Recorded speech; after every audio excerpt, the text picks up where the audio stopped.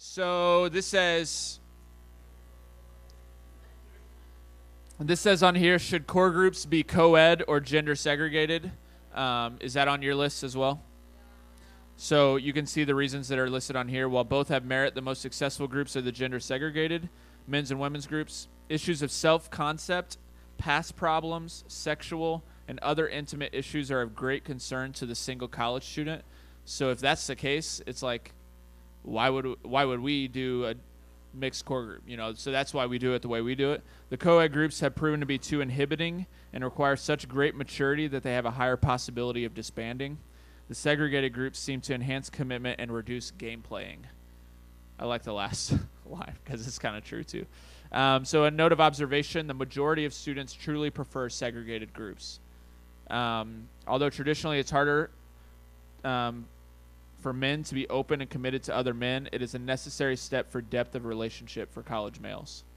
Co-ed requires a very high maturity level, which I don't even know if I have, and can prevent students from sharing struggles or thoughts that they need to share. If you guys want to hang out with girls, plan something with your sister core group, get together with your neighborhood, that kind of stuff. So the essential ingredient that we're talking about here is commitment. The leader can be well trained, the members can have good, warm Christian hearts, but without commitment, the core group will fail miserably. Commitment is an absolute essential ingredient to the development of a trust-filled group. Commitment must be taught, expected, and modeled.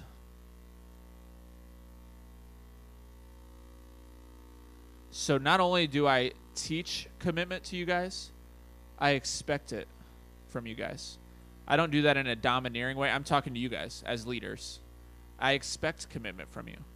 I don't think that you guys, I hope that you don't feel this major pressure that comes along with that. But I think getting to this place in Chi Alpha, there's an expectation on your part that you're committed to what's going on. But not only going beyond that, I also modeled that in my own decision making.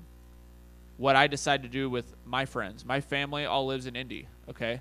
It's an hour and a half away. It's a really difficult distance because I can go home anytime that I want, but it's also kind of far. It's like this weird thing. You guys know kind of how it is. I have a lot of friends that live up in Indy that I don't hang out with a lot during the school year, that I don't see. I see my family. I don't know when I'll see my family again. That sounds awful. But August is about to start. September. Like, our life is on campus. We're about to get into, August has started, by the way. September, October. We're going all the way into fall breakaway. Like, there's not a lot of room for me to lay up and catch a breath for a second. And so understand, like, not only do I teach commitment or expect it, but I model it. And it's not like a bragging thing. It's just a reality. Like, if I'm going to expect something of you guys, you need to know I'm trying to make sacrifices with this stuff too. This is really important to me. I love doing it. I'm invested in it. It's not just like I love Chi Alpha. This has impacted my life just as much as it has yours.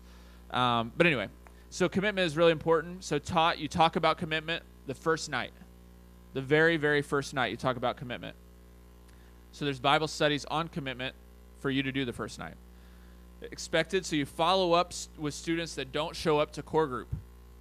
It's not like, oh, no big deal, you missed. It's also not, you're a horrible person. Why weren't you here? It's, I just expected you to be there. And that can come off like a guilt trip. I'm not saying that either, but I'm saying follow up. Like it was, we missed you. I thought you're not saying these things, but you're just genuinely expecting everyone to be there. Okay, and you approach the whole thing like that. Show them that you care about them and that they were missed, and then you model it. So as leaders, we need to model commitment by attending and being on time to Chi Alpha events. If you never see your core group leader at Chi Alpha, that's going to be a problem eventually. Okay, like I said about like retreat, fall breakaway. Like if you're not at fall breakaway, it's hard. It's hard for your core group to get your head around that. Now, if there's some freak experience or thing that happens where you can't be there, those things happen. We had a few people that couldn't be here this weekend that I know wanted to be here really, really bad. You're able to when you do in that situation is you explain that to your core group. Okay? Like, be honest with them and tell them, look, if I could do anything in my power, I would be there. And if they know that about you, then you're in good shape, and you can still expect them to be there. Okay? So anyway, you must talk about commitment the first night. The issue of commitment must be discussed at the very first core group meeting, and those key ingredients that are in the resource sheet for a healthy core group, you want to use those as well. So we're going to move on to format.